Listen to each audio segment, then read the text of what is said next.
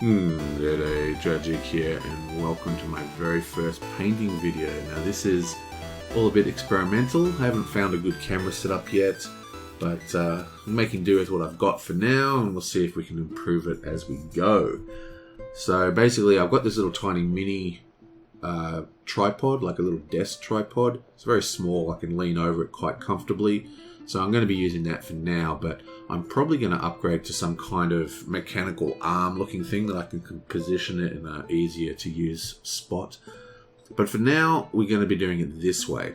So I'm going to jump straight in. I believe that you learn best by doing rather than fuffing about. So I'm just going to start by painting some models that I don't really care about, basically. And there is a number of models that I have which are pretty decent models for games called Dungeons and Dragons Wrath of Ashardalon or Ashena, whatever. Now it's not a bad game. It's a pretty good game actually, but it's a bit dated nowadays. It's got very bland art. The models are nice, but you know, all the cards are very bland and all this kind of stuff, and it lacks the kind. I mean, when you've got games like Gloomhaven and Sword and Sorcery, and you know, why would you play this old school, you know, dungeon crawler? What basically is, but it's not a bad game, and it's actually been on my sell list for a while. I was going to sell it, so I thought I'll paint these figures. If I screw them up, I don't really care. I mean, I like the game. If I can't sell it, I'll keep it. Might make the game worth selling, you know. So it might get some more money, or I might just give it away or something. Who knows? We'll see what happens. But the point is, I'm going to jump in straight, and the first thing I'm going to do is paint these snakes.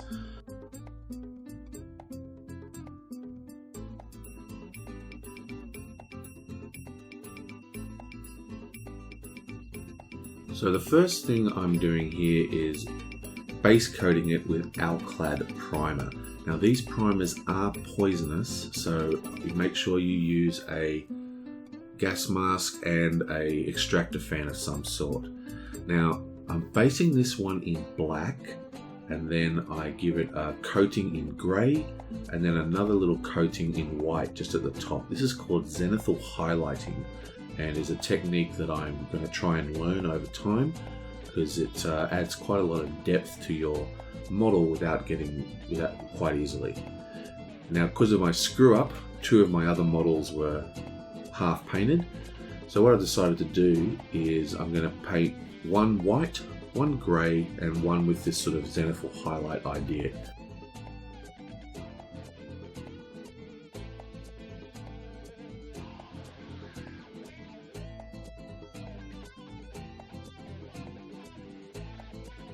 This is one of the unfinished snakes because I screwed up so badly with my first attempt to use the brush that I already got through 1.5.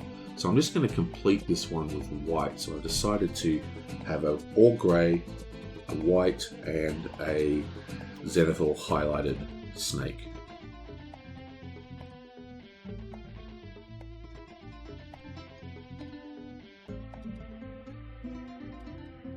So the main colour I've chosen for this is called Desert Yellow by Game Air. I'm trying to do a yellow snake here. Now I've got it heavily watered down using what they call a wet palette.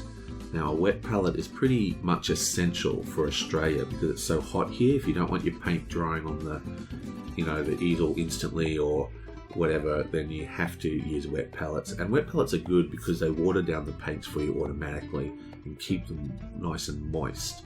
So the layers you can see are actually quite thin as I paint up, and it means you need multiple layers. And also you might notice that there's quite a lot of inconsistencies in my base coat. It was literally the first time I've used the spray thing, so there's a few areas where the red base model is showing through. You can see it particularly clearly in the sort of back of his neck and the front of his neck.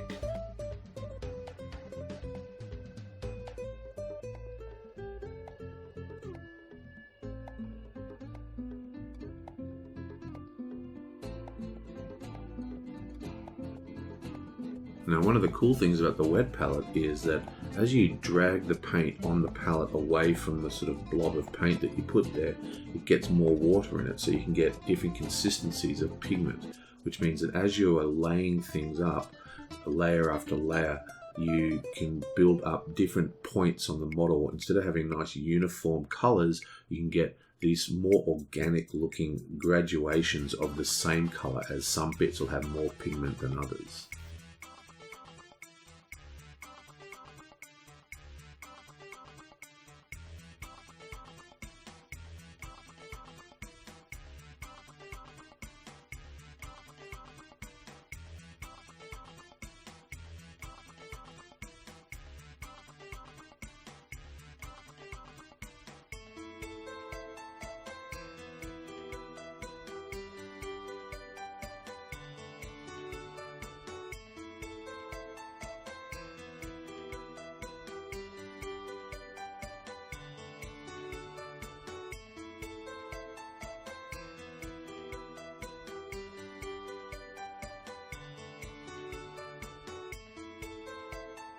So what I'm doing here is I'm adding dark flesh tone from the Ashardalon Game Air to the palette as a blob, and then I'm mixing a third sort of patch of colour between the two.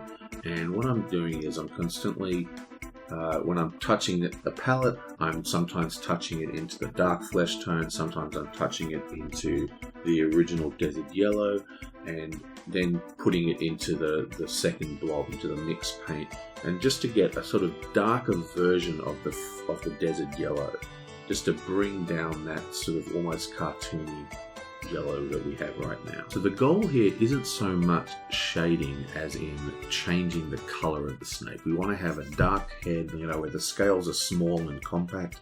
We want to have that darker sort of around the head and skull and down the center of his snaky back, and then sort of gradually moving to a lighter yellow.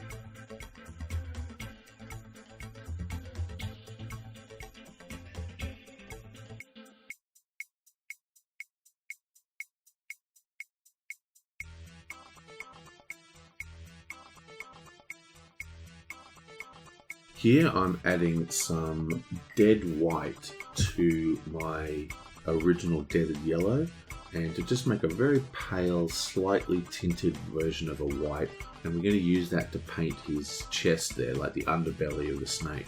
And we're going to be doing this on all three snakes. The three snakes are going to be different coloured, and we're going to give them all the same underbelly to try and make them look like they're connected when they're on the battlefield, you know, so they're going to be a squad, and that's going to be the connecting factor between all of them. So hopefully I'm going to try and replicate that same chest on all the different snakes.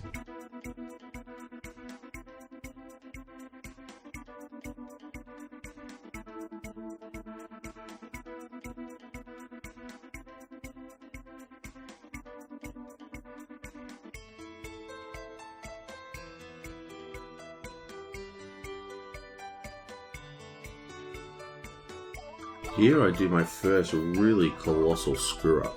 I'm using Scarlet Red to paint the inside of his mouth, but my control just isn't there, and I try and stick it in his mouth, but instead I basically splodge him right on the side of the face.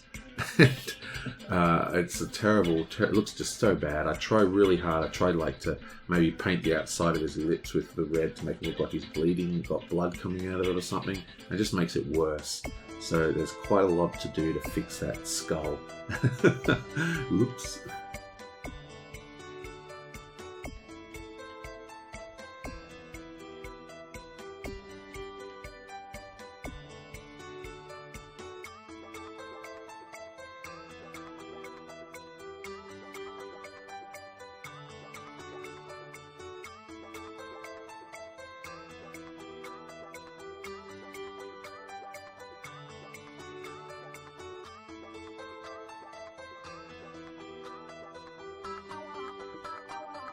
Okay, so this is what he's looking like now. You can see the screw up on the mouth. But I've also changed the camera angle. When I was looking at the footage, I noticed that the camera's wrong. There's going to be small teething problems like this as we go through. This is the first video of this type I've done, so it'll take a while for us to get everything worked out. I did notice when I was looking at it between videos that there's actually a kind of little underbit of his snake hanging off the edge of the base, which I didn't notice, and there's also a little bit of his underbelly showing inside the center coil that I need to paint white to match the rest of the underbelly.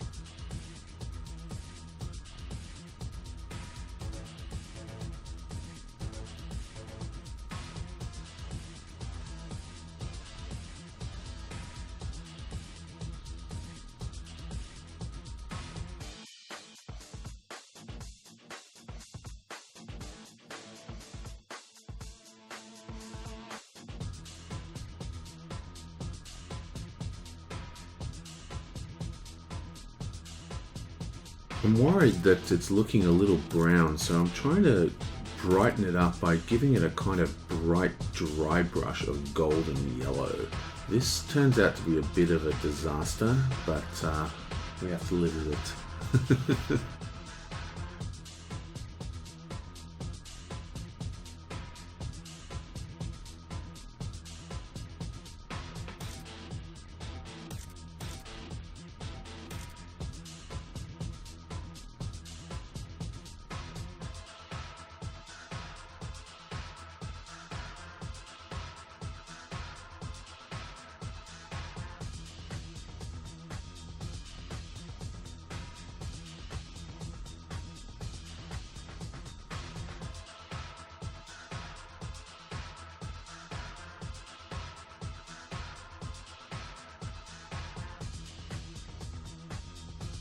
So what I'm doing here to try and bring all the colors together is I'm giving the entire model a wash using Secret Weapons Sewer Water, which is a kind of greeny color. Now, Secret Weapons is pretty thick, so I've also watered this down maybe like 2 to 1 with water, which might be a little too much water, but it looks pretty good, I think.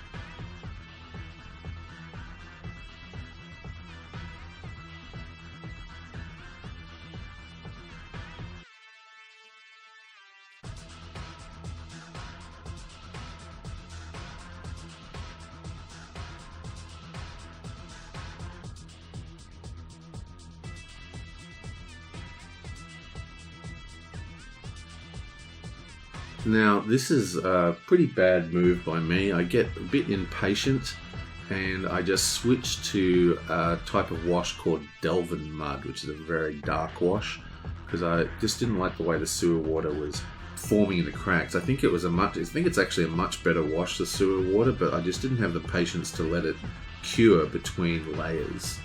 You know, I was just slathering it on. Just bad move on my part. So this is a little too dark and it needs to be fixed later on.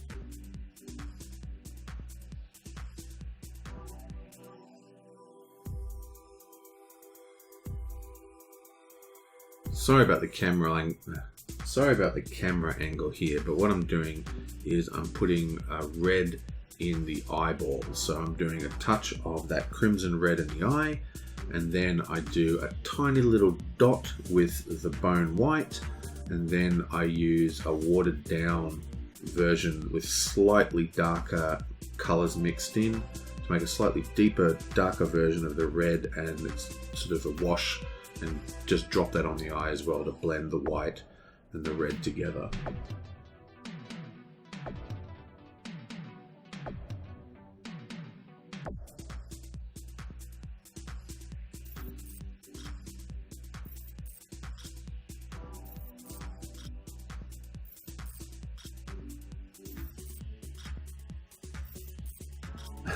Okay, so this is actually a pretty funny one. If anyone saw my box opening for January's asset drop, I'll put a link in the video, then you saw that the snow powder container broke everywhere and got all over the place. And they saw that video. I didn't even complain. They just saw the video and sent me out a replacement snow, and also a couple of little goodies as a thank you, just for, you know, not cancelling my subscription, I guess. Very cool, very, very good customer service, those people at Asset Drop. And I read this paint as opaque black, but it's really watered down, as you saw. You know, I mean, it does say airbrush on it because I'm an idiot, but whatever. So I try it with the opaque black, doesn't really work out, and then I switch over to an old pot of undercoat black by Citadel I had, just to paint the base of this thing. I like to keep board games more traditional bases, you know, simple bases. I'm not a big fan of the really fancy bases for board games. Well, you know, for most cases anyway. So yeah, I'm using undercoat black is the point of that little speech. Now, I think it's a little dark. The actual miniature looks kind of metallic in a way, almost like a gold or a brass. So the sewer water and the Delvin mud really muted everything. Now, I'm kind of getting over this model, so I just want to get going, but what I do is I actually use a new color, which I only just, I went and bought for this model, called Bone White, instead of using the really bright Dead White. And I use Bone White with a little bit of the original Desert Yellow, just to tint and repaint over those belly scales to just brighten them up and make them a little more white.